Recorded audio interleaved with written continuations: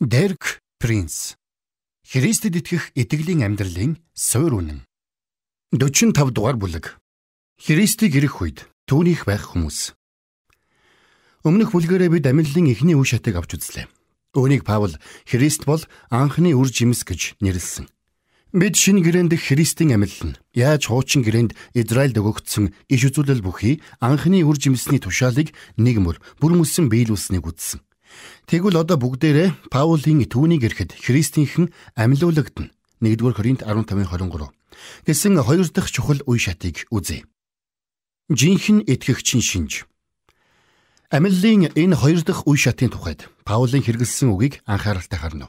1-р ирэхэд хэмээн орчуулсан үг нь пароусия гэдэг грек үг юм. Шинэ гэрээ энэ үгийг голдуу Христийг чуулганыхаа төлөө дахин ирэх тухай ярихтай буюу сүйд хархуу болох Христ сүйд бүсгүй болох чуулгана авч явахаар ирэх тухай ярихтай хэрэгэлдэг. 2-р Паул амьллын 2 дахь хэсэгт багтах хүмүүсийг туйлын нарийн их хуур цохон тэмдэглэж байгааг бид анхаарах ёстой. Тэрбээр Христийнхэн гэжээ. Өөрөөр хэлбэл энэ нь өмчийн харилцааг илтгэж байна. Үндсэндээ яг л Христийн харьяаны хүмүүс гэж хэлэхтэй л ижил юм. Үүнд мэдээж өөрийгөө Христэд итгэдэг хэмээн мэдэгддэг хүн болгон багтана гэж байхгүй. Үүнд Христэд ямар ч татлаа түтлээгүй, бүрэн өргөгдсөн, бүрэн бүхлээрээ Христийнх болсон хүмүүс л багтах юм. Тэд цаашид өөрийнхөө бус Христийн мэдлэх болжээ. Паул энэ шаардлагыг биелүүлсэн хүмүүсийг давхар тамгаар тэмдэглэсэн байна. Хэдий тийм ч Бурхны бат суурь нь хөдөлшгүй ба эзэн өөрийнхнийгөө мэддэг. Эзний нэрийг дуудагч бүр зүй бусаас зайл гэсэн тамгатай. 2-р Тимот 2:19. Эцсийн эцэст чухам хэн өөрийнх нь хүн болохыг эзэн өөрөө л мэднэ. Гэхдээ тэдгээр итгэгч нар бүгдээр зүй бусаас зайлсан нийтлэг мөн чанартай байх юм. Энэхүү хоёр дахь гадаа тамга байхгүй альва хүнийг эзэн өөрийнхөө хэмээн хүлээн авах хүмүүсийнхээ дунд багтаахгүй. Паул Галаат номд Христийнх байх хүмүүсийг онцгойруулах өөр нэгэн тэмдгийг хэлжээ. Христ Есүст хамаатай хүмүүс өөрсдийн мах бодыг бузар хүсэл тачаалынх нь хамт загалмайд цовдлсон ажээ. Галаат 5:24. Христэд итгэдэг хэмээн мэдэгддэгч, махан биеийн, амиа бордсон, замбраагүй амьдралтай хүмүүс Христийнх байх хүмүүсийн тоонд орохгүй. Христ чухам хулгайч мэт ирэх боловч хулгай хийхээр ирэхгүй лавтай. Тэрбээр ердөө хэдийнэ өөрийн болсон хүмүүсээ л авахаар ирнэ. Үүнийг санангаа амьллын энэхүү хоёр дахь үе шатанд яг юу өрнөхийг үзье. Паул энэ амьллыг Христийг ирэх үед болно гэсэн тул амьллын хоёр дахь хэсэг нь Христ иргэн ирэхтэй шууд холбоотой ажээ. Христ иргэн ирэх нь Библийн бас нэгэн том иш үзүүлэл мөн. Христийн анхны ирэлтийн талаарх Библийн амлалт бүрийд түүний хоёр дахь ирэлтийн талаарх дор хаяж 5 амлалт ноогддог гэсэн тооцоололж бий. Үүнээс Христийн хоёр дахь удаага ирэх сэдв нь бичээсийн бүрэн илчлэлийн нэгэн томоохон хэсэг болохыг харж болно.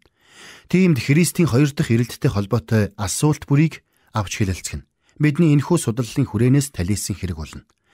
Гэхдээ Христийн хоёр дахь айлчлал нь хэд хэдэн зоригтой болохыг Бурхан мөнхийн зөвлөгөөгөөрөө зааж өгснэг хэлхэн зүйтэй болов. Тэдгээр зорилго нь өөр хоорондоо ялгарах боловч Бурханы ерөнхий сүлжмэл төлөвлөгөө дотор бүгдээрээ л харилцсан уялдаатай болно. Зорилго бүр нь Христийн хоёр дахь ирэлтийн нэг гол талыг бичээст зөгнжүүлсэн бүтэн үйл явдлын нэг гол хэсгийг бүрдүүлнэ. Христ хоёр дахь удаага ирэхийн 5 зорилго. Бүгдээрээ Христ дахин ирэх 5 зорилгыг товч дүрдээ. 1. Христ чуулганыхаа төлөө ирнэ. Тэрбээр сүйд хархуу болж ирээд сүйд бүсгүй болох жинхэнэ итгэгч нараа авна. Тэр үед амьд байсан эсвэл амьлуулагдсан жинхэнэ итгэгч нар нь нүд ирэмхийн зур тэр даруй бие дотроо өөрчлөгдөн Христтэй нэгдэнэ. Есүс дагалдагч нартай. Би явж та нарт орон байр бэлтчихвэл дахин ирж та нарыг өөртөө авна. Би хаана байна? Та нар мөн тэнд байх болно. Иохан 14:3 хэмээн айлцсан байдаг. 2. Христ Израиль үндэстнийг аврахаар ирнэ. Үлэмж зовлонгийн галыг давсан Израилийн үлдгэсэд Есүсийг Месияга хэмээн хүлээн зөвшөөрч Бурхантайгаа эвлэрэн түүний таалал ёроол руу сэргээгдэнэ. Үүнийг Бурхан Исаягаар дамжуулан эртнээс амласан байдгийг Паул иш татан хэлсэн билээ. Ийхүү бүх Израиль аврагдах болно. Энэ нь ийм бичигдсэн юм. Сионоос чөлөөлөгч гарч ирнэ. Тэр итгэл сүсэг гүйдлийг Яаковаас зайлуулна. Би тэдний нүглүүдийг зайлуулах үед энэ нь тэдэнтэй байгуулах миний гэрээ мөн. Ром 11:26-27. 3. Христ антихристийг болоод сатаныг өөрийг нь авч хаяхын тулд ирнэ. Дараа нь хуйлгүй нэгэн илчлэгдэх бөгөөд эзэн Есүс амныхаа амьсгалаар түүнийг алж эрэлтийн пароусия төрхөөрөө арилгана. 2 дугаар Тесалоник 2:8. 4-д Христ харь үндэстнийг шүүхээр ирнэ. Үүнийг Христ өөрөө зохинсон. Хүний хүү алдраа дуурсхан бүх тэнгэр элчийнхээ хамт ирж сүр жавхланд синтидэ залрах болно. Бүх үндэстэн өмнө нь цуглаж хончин хонио ямаанаас тусгаарладаг шиг тэр тэднийг нэг нэгнээс нь тусгаарлаад. Матай 25:31-32. Харин удаахинчлалдээ Есүс шүүх үйл ажиллагааг нарийн дүрсэлжээ. 5-д Христ газар дээр өөрийнхөө 1000 жилийн хаанчлалыг байгуулахаар ирнэ. Үүнийг Матай 25 дугаар бүлэг дээр болоод Исая дээр зөгнсөн юм. Тэгэхэд сар ичиж, нар гутна. Учир нь төв төмдийн эзэн Сион уулан дээр Иерусалимийн дотор хаанчилж, ахмадуудынхаа өмнө сүр жавхлангаа байлгана. Исая 24:23. Түүнчлэн Захария дэрч зөгнсөн байдаг. Эзэн бүх дэлхийн хаан болж, тэр өдөр эзэн цорын ганц байж, түүний нэр цор ганц байх болно. Захария 14:9. Христийн ийхүү хаанчлах хугацааг агуу их зовлонгийн үеэр итгэлийнхээ төлөө амиа алдах хүмүүсийн талаар өгүүлдэг хэсэг болох Илчлэл 24 дээр хэлжээ. Тэд амилж Христтэй хамт 1000 жилийн турш хаанчилжээ. 1000 жил гэдэг нь 1000 жилийн хугацаа гэсэн утгатай латин үг юм. Ийхүү бид Христийн ирэх 5 гол зорилгыг таймлан үзлээ. 1-д Христ бүх жинхэнэ итгэгч нараа авахар чуулганыхаа төлөө ирнэ.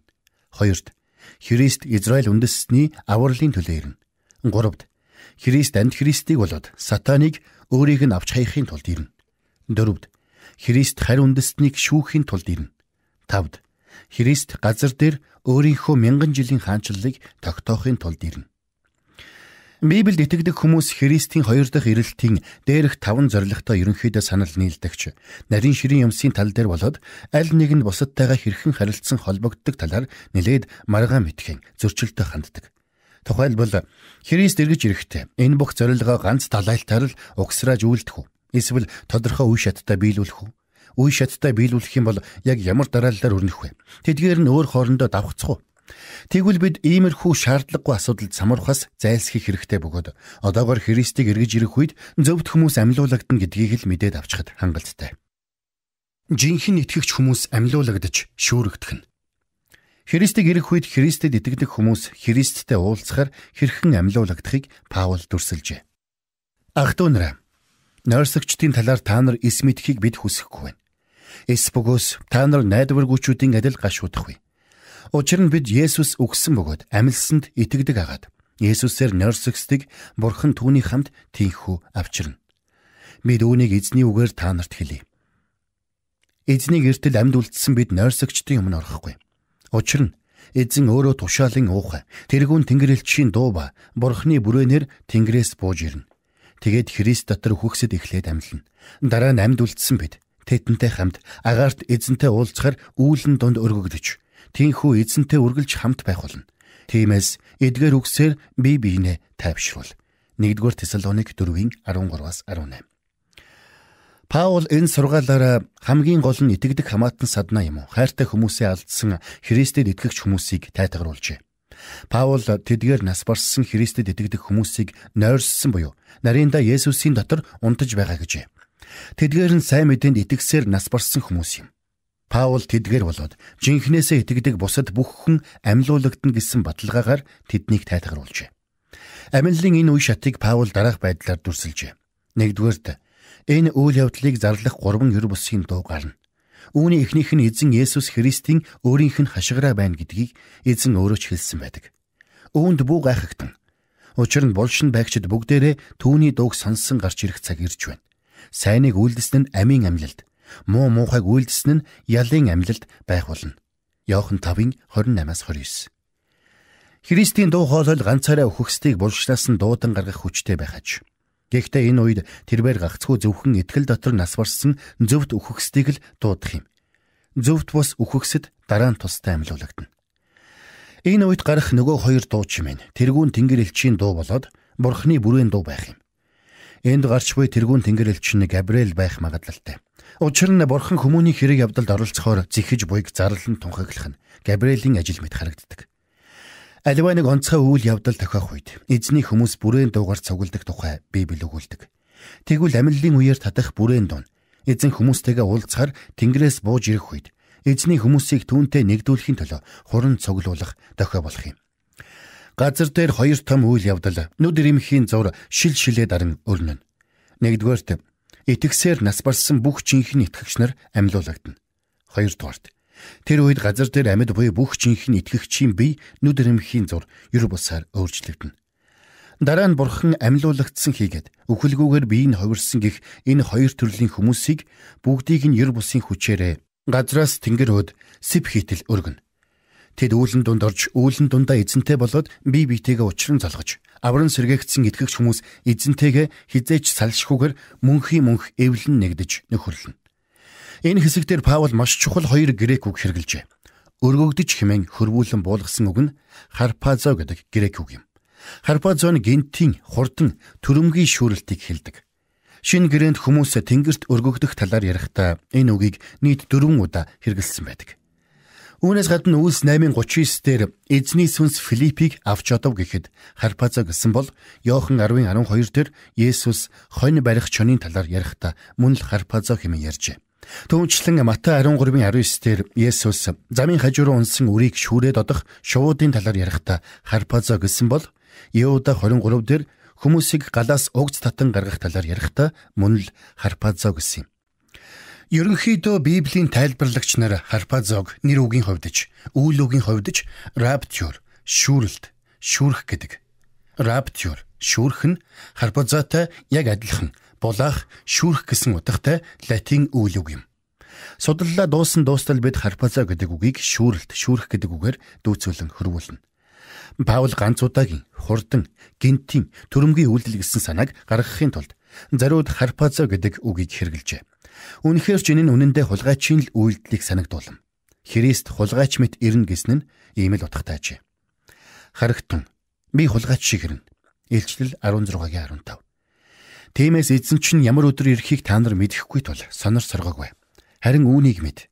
Хэрэв гэрийн эзэн шөнийн аль манааны үед хулгайч ирэхийг мэдсэнсэн бол тэрээр сэрүүн соргоогүйч гэрээ ухуулахгүй байх байсан. Матай 24:42-43. Ухах гэдэг үгийн цаана төрөмгийн үйлдэл оршиж байгааг харж байна. Тиймээс Христ чуулганыхаа төлөө хулгайч мэт ирнэ гэсэн нь дараах утгатай болохыг ойлгож ухаарна. Христ ямар ч анхааруулгагүй, санаандгүй, гинэт ирэх буюу энэ бүхэн нь шүүрэх ганц удаагийн төрөмгийн үйлдэлээр өрнөнө. Цаашилбал Христийн шүүрч одох зүйл нь газар дээрх хамгийн үнэт эрдэнэс буюу Христэд жинхнээсээ итгэдэг хүмүүс байна. Гэхдээ Христийн айлчлал нь нэг чухал талаараа хулгайчаас тис өөр байна гэдгийг сайтар тогтоож авна. Христ авран сэргээх ирэхээрээ хэдийн өөрийн мэдлийн болгосон зүйлсээ л авна. 1-р Тесалоник 4:17 дээр өөр нэгэн чухал грек үг бий. Паул биднийг эзэнтэй агаарт уулзна гэсэн. Агаар гэдэг нь аир гэсэн грек үг болно. Ер нь бол агаарыг грекээр хоёр янзаар хэлдэг. Нэг нь аир бол нөгөө нь айдр юм. Аир нь дэлхийн гадаргуутай залгаа, доод агаар мандлын нэр бол. Айдр нь дэлхийн гадаргуугаас холих газарт тэртээ дээр байдаг онцгой агаарын орон зай нэр юм. Тэгвэл Паул эзнийг ирэх талаар ярихдаа аир гэдэг үгийг хэрэглэсэн болохоор эзэн өөрийнхөө шүүрч авсан ариун хүмүүстэйгээ дэлхийн гадаргуутай ойр буюу доод агаар мандалд уулзалдах ажээ. Паул энэ амьлал шүүрэлтийн талаар 1-р Коринт дээр дахин нэг ярьсан байдаг. Харагтун би та нарт нэгэн нууцыг хэлье. Бид бүгдээрээ нойрсохгүй. Харин бүгдээрээ өөрчлөгдөх болно. Ингэхдээ нүд ирэмхийн зур нэг агшинд сүүлчийн бүрээнээр. Учир нь бүрээ дуугарч өвхөксөд үл муутахаар амьлуулагдаж бид өөрчлөгдөнө. 1-р Коринт 15:51-52. Паул энд өмнө бурхан чуулганд илчлээгүй байсан нууцыг задлжээ. Юу гэхээр эзнийг ирэхэд жинхэнэ итгэгч нар бүгд шүүрэгдэх боловч шүүрэгдсэн хүмүүс нь бүгдээрээ үхээд амьлуулагдсан хүмүүс байх албагүй ажээ.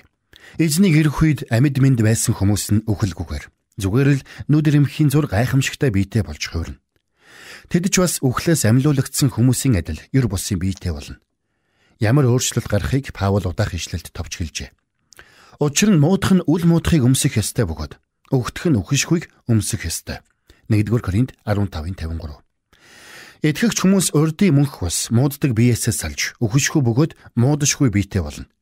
Тэгэхээр Паулийн үгээс бид Христийн 1000 жилийн хаанчлал тогтохоос өмнөх итгэгч хүмүүсийн амьдлын талаар бүрэн бүтэн ойлголттой болчихлоо гэж ойлгож болох уу? үүнд үгүй л гэж хариулах ёстой болно. Учир нь илчлэл номд зөвхт хүмүүсийн амьлалт хамаатай өөр дор хаяж 2 үе шатыг бичсэн байдаг. Гэрчнэр болоод итгэлийнхэн төлөө алуулсан хүмүүс. Их зовлонгийн үеэр гарч ирсэн Бурхны 2 гэрч явсаар адагта ёроолгүй гаваас гарч ирсэн аратан анд Христийн гарт амиа алддаг талаар илчлэл 11-р бүлэгт хэлдэг. Ард түмэн, овгууд, хилтнүүд, үндэстнүүдээс ирсэн хүмүүс тэдний цогцсыг 3 хоног хагасын турш харах бөгөөд цогцсыг нь булшинд тавихыг зөвшөөрөхгүй. 3 хоног хагасын дараа Бурханаас амийн амьсгал гарч тэдний дотор ороход тэд хөл дээрээ зогсов. Тэднийг харж байсан хүмүүсийг үлэмжийн айдас нөмрлөө. Чанга дуу тэнгэрээс гарч наашаа гараад иргэж өөрсөд нь хэлхийг тэд сонсоод тэд үүлэн дотор тэнгэр өөд одоход дайснууд нь тэднийг харав. Илчлэл 11:9, 11-с 12. Энэ нь яг жинхэнэ амьлал байсныг дээрх түүх тодорхой хэлж байна. Хэдийгээр итгэлийнхэн төлөө алуулсан тэр 2 хүний биеийг оршуулаагүй боловч тэд 3 өдөр хагасын турш үхсэн байв.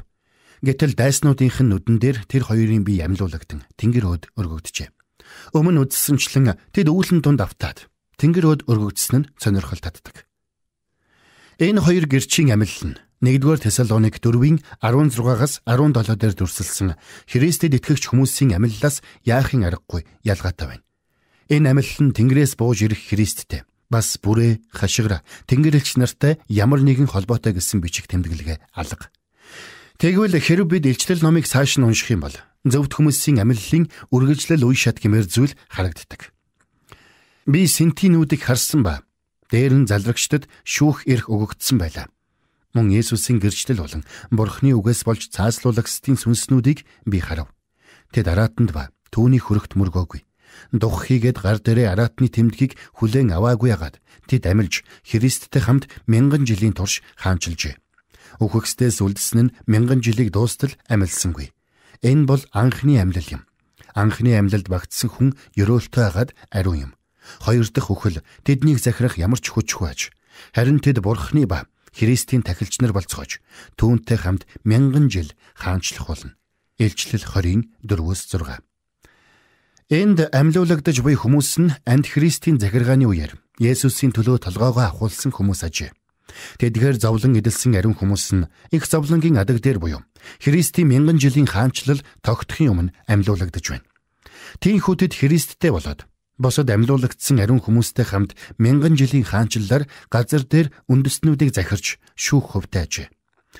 Зарим тайлбарлагч нар их зовлонгийн үеэр итгэлийнхээ төлөө алуулсан хүмүүсийг 1-р Тесалоник 4:16-аас 17 дээрх амьлалд багтана гэж итгэдэг. Тэгтэл зарим нь тэднийг зөвхт хүмүүсийн амьлалаас тусдаа өөр үе шатанд амьлуулагдана гэж үздэг. Харин бидний хувьд энэ талаар маргаж байх цаг хомс байна. Иохан итгэлийнхээ төлөө амиа алдсан хүмүүсийн амьлалын хэргийг дараах үгээр хаажээ. Энэ бол анхны амьлал юм. Анхны амьлалд багтсан хүн ёроолтой агаад ариун юм. Илчлэл 20:5-6. Тэгэхээр Иохан анхны амьлал нь ийхүү бүрэн дуусч байгааг хэлжээ. Энэ амьлалд багтсан хүмүүс ёроолтой бөгөөд ариун ажээ. Тэднийг зөвхт итгэгч нар гэж нэрлэж болно. Энэ үед зөвхт бус нэг ч хүн амьлуулагдаагүй байна. Зөвхт босчуудын хожимын амьлалын талаар илчлэл 20 дээр Иохан өгүүлдэг. Тэгэхээр бид Паул Иохан 2-ын илчлэлийг нэгтгэхэд зөвхтийн амьлалыг дараах байдлаар тоомлон дүгнэж болно. Христийн амьлалаас ахуулаад их зовлонгийн үеэр итгэлийнхээ төлөө алуулсан хүмүүсийн амьлал хүртэлх үеийг буюу 1000 жилийн хаанчлалын босох хүртэлх зөвхт хүмүүсийн амьлалыг Иохан анхны амьлал хэмээжээ. Энэ амьлалд багтах бүх хүн ёроолтой бөгөөд ариун буюу зөвхт итгэгч нар юм. Гэхдээ зөвхт хүмүүсийн бүрэн амьлал нь дотроо дор хаяж 4 өөр тусдаа үйл явдлаас бүрдэнэ. 1. Анхны үр жимс буюу Христ өөрөө болоод Христийн амьлалын үеэр хамт амьлуулагдсан хуучин гэрээний ариун хүмүүс. 2. Христийг ирэх үед түүнийх байх хүмүүс буюу Христийг эргэж ирэх үед түүнтэй уулзахаар агаар мандлууд үүлэн донд өргөгдөн аваачигдах Христийг хүлээж байсан амьд сэрүүн жинхэнэ итгэгч нар болоод итгэсээр нас барсан хүмүүс. 3. Их зовлонгийн үеэр алуулсан боловч 3 өдөр хагасын турш оршуулгадалгүй байж байгаад эцэст нь амьлуулагдаж үүлэн дунд тэнгэр өөд өргөгдсөн 2 гэрч. 4. Их зовлонгийн үеэр итгэлийнхэн төлөө алуулаад их зовлонгийн төгсгөлд амьлуулагдаж Христтэй болоод бусад харин хүмүүстэй мянган жил газар дээр үндэстнүүдийг захирч шүүх хувьтай хүмүүс. Шинэ гэрээний зөвхт хүмүүсийн амиллыг товч дүрслэхэд ийм байна. Дараагийн бүлгээрээ амиллын 3 дахь буюу эдсийн үе шатыг үзье. Та Дерк Принцийн Христэд итгэх итгэлийн амьдралын суурь үнэн номын 45 дугаар бүлгийг сонслоо.